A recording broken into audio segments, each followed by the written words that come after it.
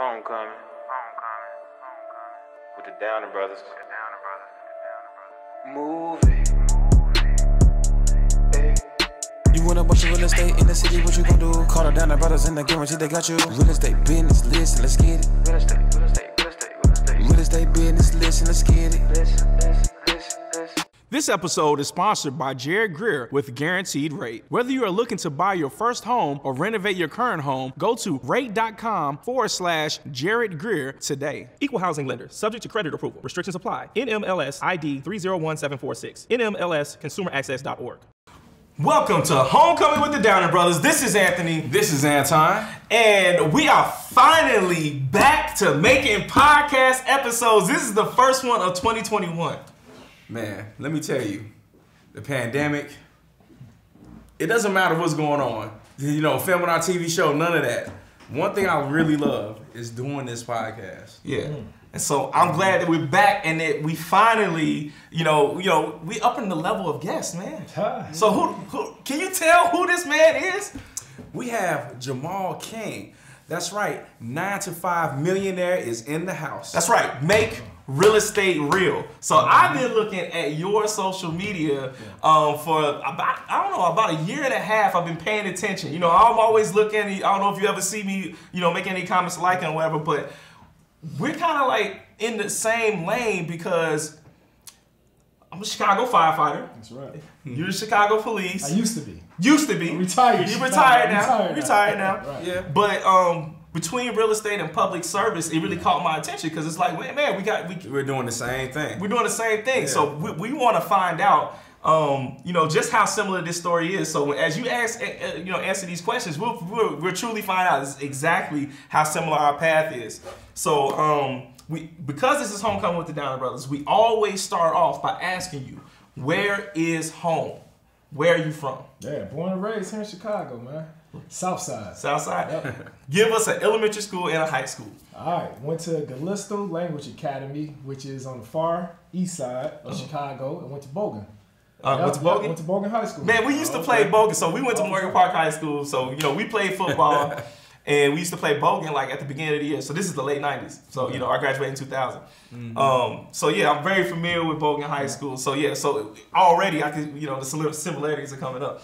So, when you were growing up, what neighborhood did you grow up in? Man, I grew up on the south side on 76 in Hamilton. So Gresham? Yeah, Gresham? Yeah. All right, cool. Gresham. Cool. So when you were growing up, what was your first exposure to real estate? Like, or who gave you this vision along the way to say, oh, I can own real estate? What's so crazy, I didn't have the vision or the exposure from nobody in my community. Okay. Right? I grew up in a blue-collar community. Right? My mother was a police officer. My father was a police officer. Okay. My brother was a police officer. My uncles were police officers. Right. And then the other half of my family were usually the cops or criminals. Okay. Everybody else in my family, in my family, they was on the other side of the law. Right? Okay. Yeah. And but my neighborhood, everybody was post office workers. They were, police officers. They were blue collar people, right? And so I didn't get the exposure of real estate from the community I grew up in. Right. But I will tell you where I did get my first level of exposure from.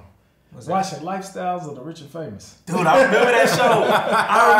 Now, this is before MTV Cribs, right? This is on Saturdays, I think on like Channel 7 or something. Right, yeah. Lifestyle of Rich and Famous. I used to notice that, I used to see in my community where it seemed like everybody used to always be arguing and everybody seemed mad, right? They seemed mad. Even people that had jobs and they talk good about their jobs, they'll still be looking mad when they got home from work. And I'm like, why are you talking about this job all the time? You're like, oh man, I love the police. But then you come home and you're mad all the time. Right? But then I would look on Lifestyles of Rich and Famous and I would just see the kids looking at their parents, and they just looking at their dad come home, and it's just like dead. And then they would look at their mom, and and the dad would look back at the kid, and the kid would be in these little plaid outfits, you know what I'm saying, a little necktie. Yeah, right. And I'm like, my school clothes don't look like that. Yeah. I'm coming home and my dad, he mad because he got overlooked for promotion. Right. He took the promotional sergeant's test and got overlooked. Right. My mother working at Cook County Jail, and she looking like she just mad. My mother was looking like she was actually in jail. Right. Matter of fact, when my mother retired from Cook County Jail,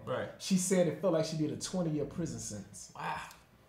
And so I was just That's like, deep. Lifestyles of the Rich and Famous, it was just a different kind of life. Everything just seemed happy.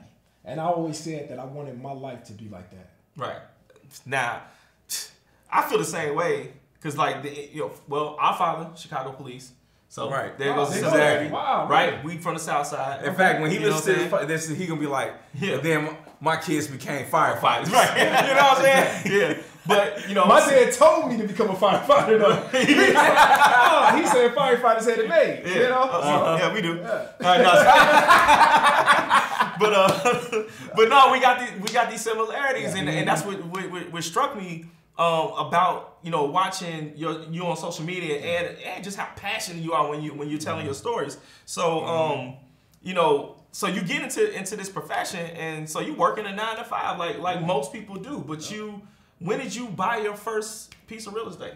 Man, I bought my first piece of real estate. It was the same year I became a police officer, right?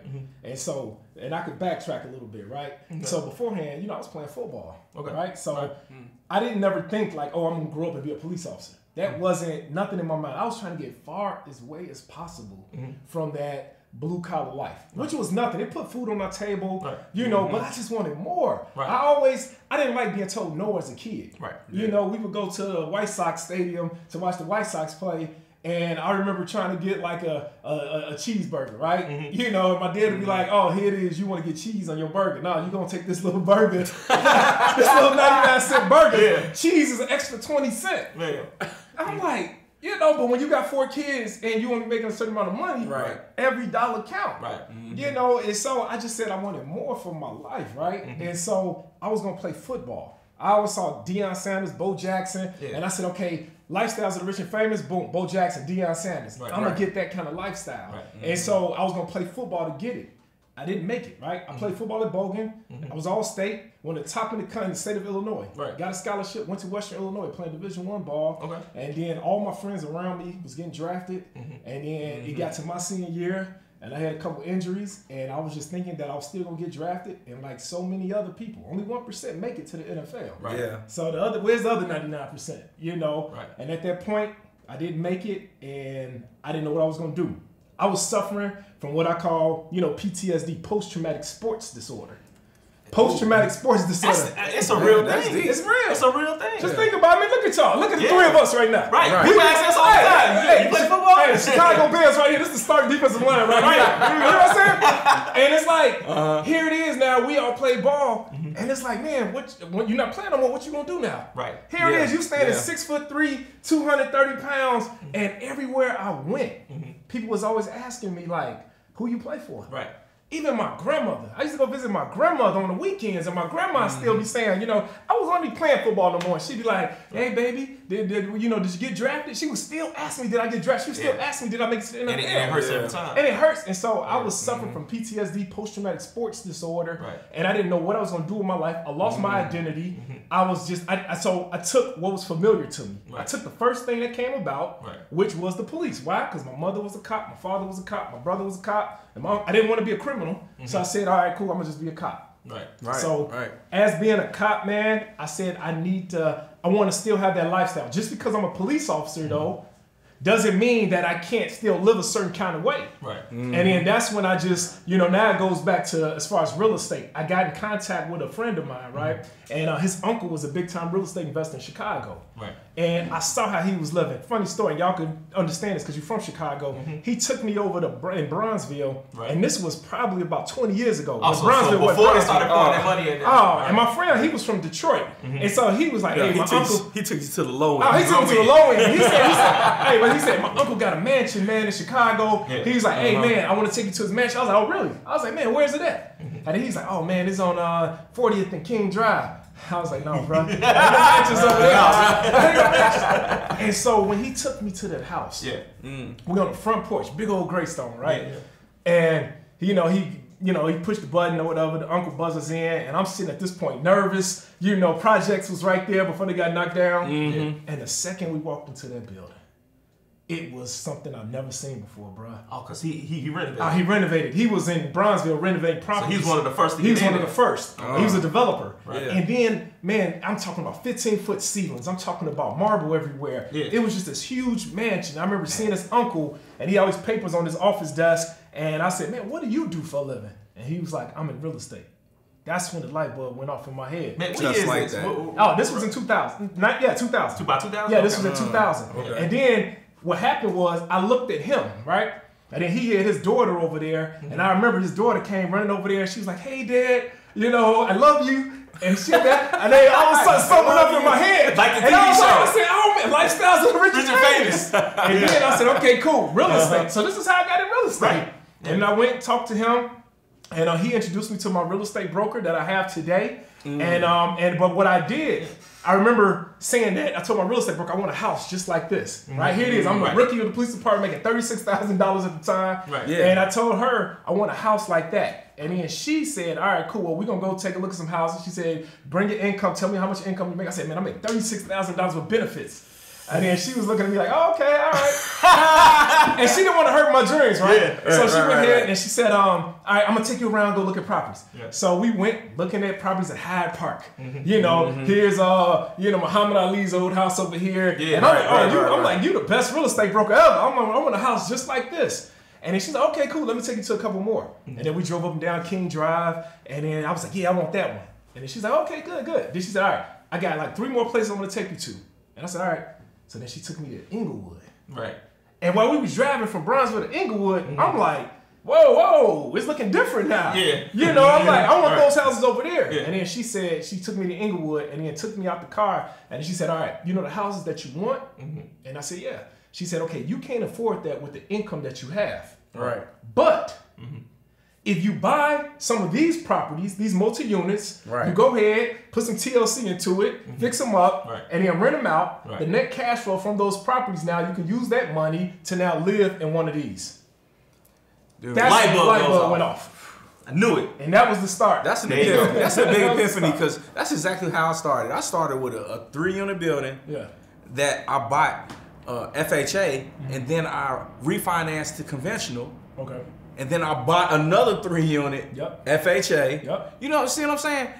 And because you can use the income from your rentals towards your actual income, now I can afford Your buying power just goes up. a $300,000-$400,000. You know, going with my city income Right. Yes. as a Exactly. firefighter. So this is what's crucial because what all of us doing, I mean, that's what this podcast is all about. A lot of times there's no realtor to take somebody on a ride around the city and actually give them that vision and show them what's possible. But this podcast, you're riding in your car right now, you're listening to this, go ahead and you ride around and find the neighborhoods that are closest to you, and you start to figure out what you can afford right now. So that you can, because everybody starts somewhere. It's not, you don't have to wait until you have a 6-figure income. You just gotta start wherever you are. And you know the thing about it? We used to do this thing, and my wife and I. So even in the Make Real Estate Real course, right? We talk about the current cost of you, Yeah. and then we talk about the future cost of you, right? Right. So I look at real estate as a vehicle. That's all it is. Every single property is nothing more than a vehicle, right? So Right. I have a thing where I tell people, purchase a property for every purpose you have, right? So I have a purpose for every property. Right. So I don't even look at properties as properties. Every time I drive down the streets of Chicago, every single property is a purpose, and it serves a purpose in our life. Right. This is how I was able to live this lifestyle of the rich and famous lifestyle while being a cop, while working a 9 to 5. So we bought a building to cover my kids' grammar school tuition. Right? My kids go to private school. They go to Morgan Park Academy. Go to private school. Costs a lot of money. We have properties that cover that. Right. We have properties that cover our house note. We got properties that cover our kids' college tuition when they get to college. Right. And so we bought enough real estate to cover our current costs, right? Right. And then we created that future cost. Right. So you was talking about just looking at properties. My wife and I, before we could afford to live in an 18,000 square foot home, we would walk the neighborhood of the areas that had the 18,000 square foot homes. Right. We would go get a real estate broker and see how much those houses cost. We would literally figure it out how much that monthly mortgage would be, and then we went after properties. I still kept that same system. We'd go after properties in Inglewood,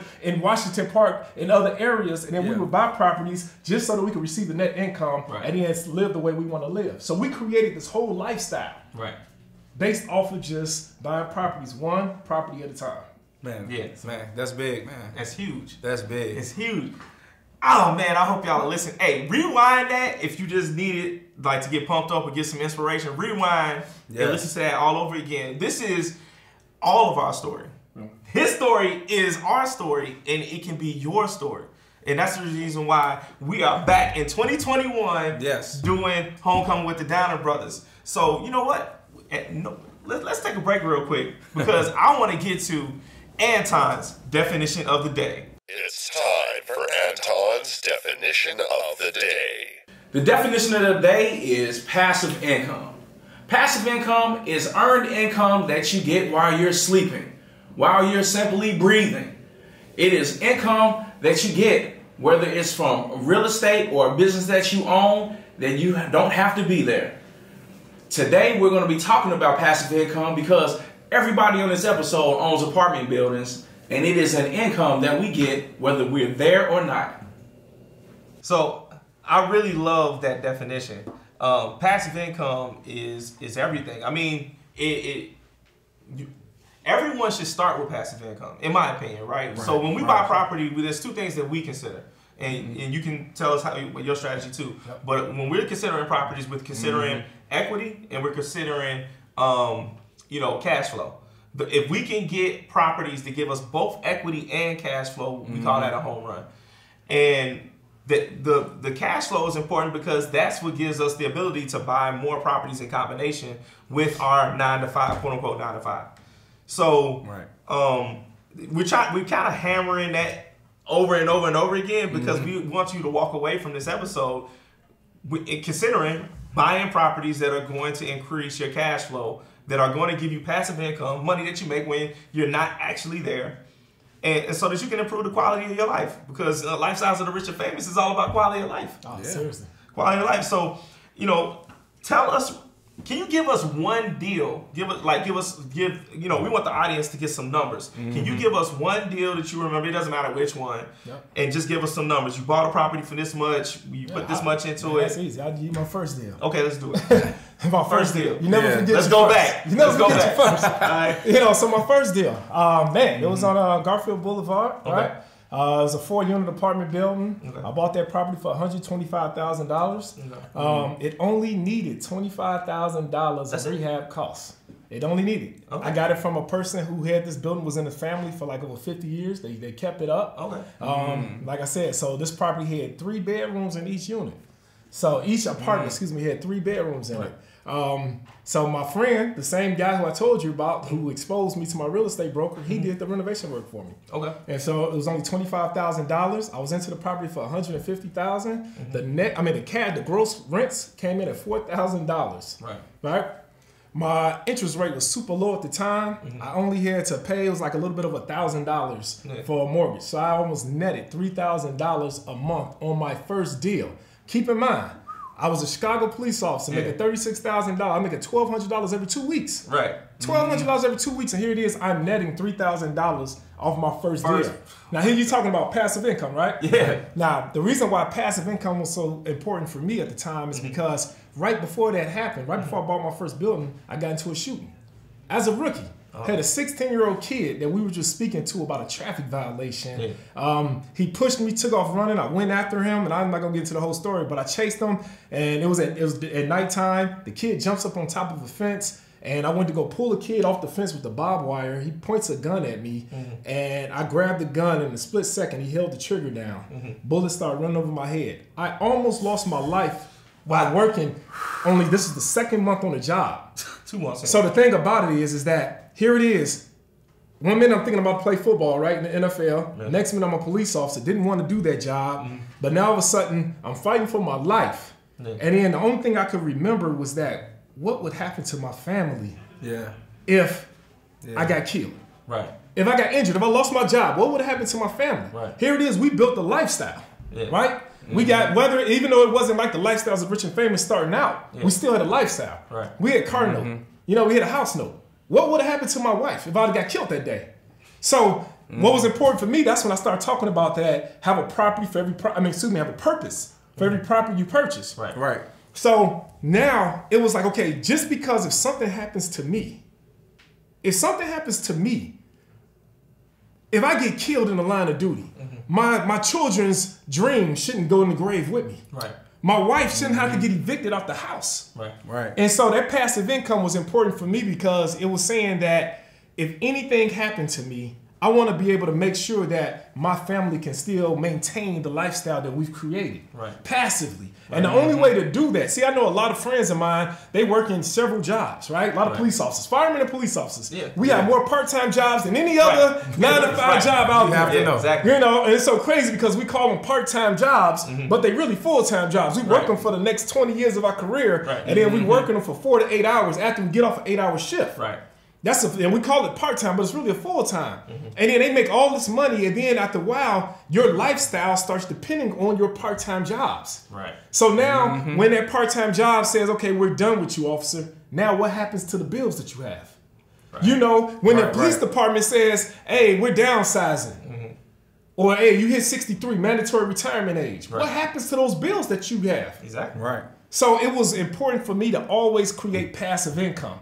So like I said, I don't look at properties just for properties. I look at them like everyone has a purpose, and this property fulfills that purpose in my family's life. And if anything happens to me, the purpose that my family is living can still continue. Right. So I always said that any man or woman, if you really loved your loved ones, if you really love your family, you will make sure that they're taken care of in life or in death. Yes. And so that's what passive income meant to me. And that's why that first deal was so important because, you know, once I was bringing in that $3,000 a month, you know, my liabilities was only $5,000. And so we was $2,000 away from actually living the type of life, living for free pretty much, and not depending on the police department. Right. And in that way, if anything happened to me, my wife would be all right. She'd know that she could continue to get this. My children would be all right. Right. Man, I'm gonna tell you, man, like for my first deal, it was a 3-unit building. My income from that building was generally around $1,000. Yeah. Like profit wise, you know, every once in a while something went wrong. Like, oh, the boiler went out. Yeah. You know, and that took out like $10,000 from my income for the year from it. But it still made me feel like, okay, I need to get this next building because if you get content and then something major happens, then it's you got to keep pushing forward. And for the people that are watching this, man, I'm still a firefighter. Yes, we have a TV show. You know, yes, we have a couple of buildings, but you have to make sure that you're at a certain level of lifestyle before you quit your job. Come on, say that again. Right. You know what? Let's talk about this. So there's one thing. There's an interesting trend that I've been seeing on social media, and it's this whole glorification of people who no longer have to work a job, or they want to hurry up. I did X, Y, and Z, and now I don't work a job again. Right. Well, you know, there's a lot of stuff that gets left out, and the question that I was, you know, will pose to people is, do you have enough passive income that you can truly walk away from your job and live comfortably? Yeah. You know what I'm saying? Don't be so quick to try and be the next star that puts out a real cool Instagram post or a Twitter post talking about how they just left everything and I got this business or whatever. Or I got a mariachi band to come to me to the job so I can quit in style. Yeah, people do stuff. Somebody did that? Yeah, I saw that. I think wasn't that Popeyes? Anyway, all I know is people do the most for Instagram for likes. And what we're talking about is reality. And the reality is that you have to be consistent. The reality is that you have to have a plan. Yep. The reality is that you have to do things for the long term. And then beyond real estate, these other things we haven't talked about yet, insurance, meaning whole life insurance, term life insurance, having diversity in your portfolio, whether it's the different types of properties that you own, because there's residential, there's commercial, you got retail, you can rent to residential tenants, or you can rent to business owners, There's all so you can diversify so that when things like a pandemic come along, you're not hurt when you get cut. If one industry or one entire wing of what you do gets cut off, and so are you truly ready? Right. You know, just to leave it all behind, to be able to do some real fancy post with a mariachi. What kind of band is it called? I said a mariachi. Mariachi band. Well, let me tell you. You know, I'm prime example. You know, I kept my job, even though I got into shootings, even though all of this stuff. Working in Chicago, the streets of Chicago, and you guys already know I did it for 20 years. Yeah. You know, I did not. I got a book, 9 to 5 Millionaire. Don't quit your day job. Don't quit it. You know, what the thing about it is that, and you talked about Instagram. A lot of these people that's out here, what I'm seeing on social media, you know, when they get a little bit of money, I say you're rich, but you're not wealthy. Right. You're not wealthy. Right. And so the thing is that I always wanted to become wealthy. And I felt like, okay, even though I made $1 million in real estate, I still wasn't wealthy. I could lose that $1 million quick as it came. And so I'm like, look, I'm going to continue to do this. Every multi-millionaire or wealth, if you look at some of the most wealthiest people in the world, they have more than one stream of income. Matter of fact, a lot of times it's 7 streams of income. And so your job is a stream of income. Now, my job might be the lowest stream of income, right? When I look at real estate, I look at, I own a security company, I own a chain of daycare centers. I own a #1 real estate course in the country right now. I speak. I have all these different streams of income, right? But I still was a police officer at the time. You know, like I said, I look at every stream of income like vehicles. You know, because when I was trying to play football, right? You know, the reason why I was suffering from PTSD is because I made football my identity. Right? I jumped into the mindset that I'm only a football player, but then when I was able to say, no, this was nothing but a vehicle. Right? And I can have several vehicles. So I don't fall in love with the vehicle anymore. I fall in love with the destination. And so you got all of these different vehicles in the garage, right? Some of these people that's on the IG, they got 4 or 5 vehicles in their garage, but they only got one stream of income. I'd rather have 4 or 5 stream of incomes with one vehicle. or at least be renting all those vehicles out, man. Or something, you know. You know, it's just that, you know, so, you know, somebody that's listening to this right now, that job that you have, it is a stream of income. It's a vehicle. And don't get me wrong, once real estate took off, you know, real estate was my Cadillac Escalade, I like to say. You know, my security company, that was my money train, right? And then we had the daycare centers, that was like a jet. And then now that I'm speaking and got my online platform, that's like a rocket ship. So then at that point, I got rid of my police job, which was my Toyota Camry, right? That was the dependable vehicle that started no matter what. But that's how you got to look at it. You got to look at all of these things are just vehicles to help you get to the destination. But first, you have to decide on what you want in life. Y'all take a breath. I'm just like, y'all need to take a breath out there, take man. a breath out there and listen to this. So, Down Brothers had the same mentality. Wow. We got the same mentality. People ask us all the time, when y'all gonna quit? I'm not quitting anything. All the time. We're not quitting anything. We got the, you know, obviously you listen to the podcast. We got the, you know, got the fire department, got the book, got merchandise. Now we get paid to speak at universities. And we have a TV show, Backyard Bar Wars on True TV. And I'm not quitting anything. I want all of it. I want all of it because I don't feel like I'm far enough along. You're not about to see me do a gimmick and come in with a band talking about I'm quitting at the firehouse. I'm not, you know what I'm saying? Because I want all of it. I want all of it, and I want you all to go out there and get all of it and have a solid plan and be consistent and you know, stick to your day job. Now look, man, I want to keep it real. Like every time, like one of our coworkers dies in the line of duty, I do look in the mirror and be like, man, how long am I gonna keep rolling this dice? But I also know that it's my largest stream of income. It's a 6-figure job for risking my life. So at some point, I'm going to give it up, you know, but we have to make sure that we set up the entire plan. All the way through. All the way through. So, no gimmicks. Keep it real. And I think you said this all the time. And you got to ask yourself, who are you doing this for? You know, I look at this thing, man, and I'm going to just be real. I look at this thing like I'm not running the sprint, right? I say Instagram, a lot of these people out here, they running sprints. And I don't never trip on them, right? I'm like, bro, you running your race. You a sprinter. Yeah. I'm a marathon runner. I'm a marathon runner. I'm not running this race just for myself. Right. I'm running this race for generations to come. Right. And when you're running this race for generations to come, you don't come out the blocks just running as fast as you can go. You pace yourself. Right. You pace yourself. Why do you pace yourself? Because you understand after mile number 1 come mile number 2. After mile number 2 come mile number 3. Right. You're in this for the long run. Yeah. So for all you sprinters out there, I'm not tripping. Run your race. Do what you do. Yeah. You know, but for us, you know, and I like to think that wealth, you know, creating real wealth is like the marathon mentality. And like I said, I'm doing this for my children. That's why I kept my job. Even when I wasn't even living on my police income anymore, I would take my checks and I would invest them in each one of my children's investment accounts. My whole police, I haven't lived on my police salary probably 10 years into the job. So I did 20 years. The first 10 years, maybe. The last 10 years, I did not touch a check. It went to my children's investment accounts. So That's big, man. Yo, that's hard. We do this for our last name. Absolutely. Downing Brothers, the name Downing, our last name, is on everything that we do. And it's for children that, you know, haven't even been born yet. Nice. You know what I'm saying? And it's for us to be able to support, you know, basically lay a foundation so that it's easier for everybody coming behind us.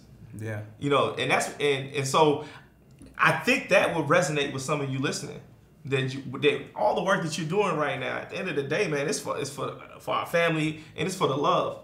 It's not about, you know, trying to get a fancy car or fancy this, fancy that. It's about legacy. And so, Hey, but if there's a woman out there that wants to make him an honest man and help him out with the whole family issue situation, let us know. we gonna. All right, so we might have to edit that. All right, so this is homecoming with the Downer Brothers. So we always ask this question of all our guests: what does the word homecoming mean to you? When you hear that word homecoming, what does that mean to you? Homecoming. All right, so I played football, right? Yeah. I played football and I pledged in the fraternity, right? I played at South Phi at Western Illinois University. All right. And so homecoming means, you know, like, hey, we're about to celebrate, you know, those that came through here. You know, we're about to celebrate them. We're about to lay the foundation for the people that laid the foundation. You know, we're about to give them a place to come back to. Right. And kind of like, you know, they set it out for us, and so now we're gonna set it out for them. So homecoming in my mindset is kind of like coming back to a place that you once belonged to. Yeah. Well, I like that. I didn't know you were Greek either. Like, we pledge as well. Yeah. Oh, okay. Yeah, we pledge Iota Phi Theta Nice. at University of Illinois Urbana-Champaign. What's next for you, personally or professionally? What's next for you? Yeah, man, I'm gonna just continue walking in purpose. You know, I think in the beginning, if you would ask me a question probably about 2 years ago, I would have said, you know, I want to get over 1,000 units. You know, I want to open up more businesses, things like that. Now, I have reached thousands of people. You know, I have helped thousands of people. And let me tell you something. I went from renovating properties to renovating people. I like that. I went from gutting out their mindsets on that I got to work this job for the next 30 years and then let this company take care of me.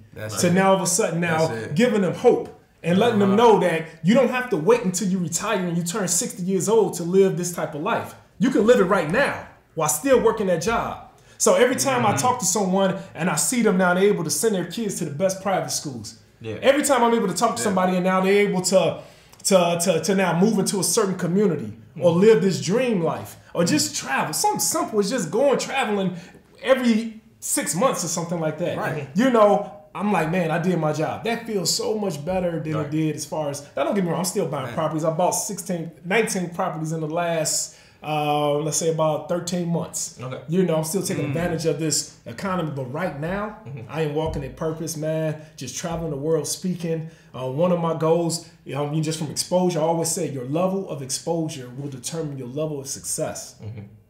Your level of exposure will determine your level of success. Here it is. Eric Thomas, the #1 motivational speaker in the world. Never bought any real estate other than the house he lived in, right? Once he connected with me, now he's bought over 20 properties in the last year. Wow. Here it is. That's big. This police officer. Yeah. Never spoke before, right? Yeah. Never spoke. Well, because I'm connected to Eric Thomas now, I've been traveling the world. I'm an international speaker now. Right. You know, so Yeah. the level of exposure, I just want to keep getting exposed. Yeah. I just want to keep giving exposure. You know, it's a Yes, two-way yes, street. yes. And man, just continue to see what God got for me, man. Like I said, my life has been a story, bro. It's been a crazy blessing. And the crazy part about it is that the foundation of it all started with real estate. That's why I'm so, even though real estate is just a vehicle, I'm just so passionate about it because it all started. I say this all the time, that one man's obedience is connected to so many other people's destiny. Here it is. I never knew that when I was riding around in the squad car, riding with my real estate broker, and I went looking at these properties, that this one property will now touch hundreds of thousands of people across the world. Just one. Just one, bro. Yes. That's why I tell people, you got to get started. You got to get started. Get in the game. Get the right information, of course, right? Right. The right information. And once you got the right information, go out there and just get started. You never know who's waiting on your obedience, who's waiting on you to do what you do so they can get exposed and do what they're supposed to do in life. Boy, you said a word right there, man. I felt that. All right, so, one more thing we need from you. Yep. We ask every homecoming guest, is there a charitable organization that you support and want other people to know about? Oh, absolutely, man. Just talking about Eric Thomas a second ago. He has a not-for-profit. It's called School Days. Okay. Yeah, it's called School Days, where he goes into inner city schools and give them different resources that they normally wouldn't have. You know, you got a lot of kids in, you know, Chicago. You know, some kids are sharing books. You know, you take the book home on Monday. I take the book home on Tuesday. I mean, literally, kids are sharing books in this day and age, man. In this day and age. And so Eric Thomas created, it's called School Days. And, you know, I'll give you the actual website right now. It's actually called schooldayswithET.com. You can go there, you could donate, you could check it out and see what it's all about. And so, yeah, that's definitely a organization, a charitable organization that I support because I know Eric Thomas, I know his heart. I know how he just has a love for people, man, a love for the children, a love for the youth, and he's giving back to the community. So that's awesome. schooldayswithET.com. Awesome. Yeah. Shout out to Eric Thomas. Yeah, man. We actually have a collaboration with him coming out real soon. We can't wait for you all to check that out. All right, so where can people find more information about you and the programs that you do? And also, you got a book. Please tell them about the book. Actually, I think the second book, isn't that what you're promoting right now? No, this is my first book. This is your first book. This is my first. Yeah, this is so tell them about the book. Yeah, so the book is called 9 to 5 Millionaire. Don't quit your day job. And it's going through my life story, and it has so many different principles attached to it. Just how you can transition from a 9 to 5 job to becoming a millionaire, or to living the type of life that you want to live. Not everybody want to be a millionaire, right? And so I didn't even know I was going to be a millionaire. I didn't even know I was a millionaire. Actually, I went to the bank to go get a loan, and he told me to bring my portfolio, and I didn't know what a portfolio was. I was just buying properties, and I went there full uniform. I went to the bank, LaSalle Bank on 79th in Halsted, never forget, and I sat there. And he looked at my portfolio and he said, wow, he just calling me Officer King the whole time. Yeah. And then after he looked at the portfolio, he looked down and looked up at me, and then he called me Mr. King. And then he said, Mr. King, I didn't know you were a millionaire. And I said, I didn't know I'm a millionaire either. I remember looking at my I was in full uniform. I looked at my uniform. I was working midnights. I still had like ketchup on my shirt and everything. And I looked at myself. I said, I'm a millionaire.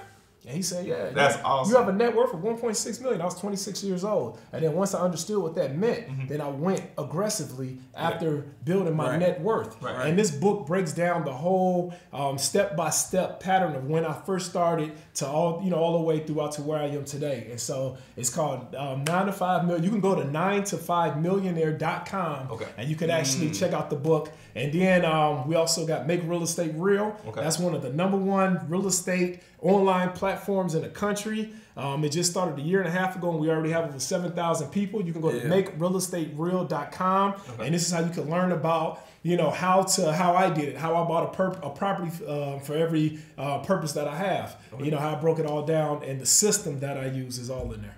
Instagram? Instagram, you can go to 9 to 5 millionaire, at 9 to 5 millionaire. All right.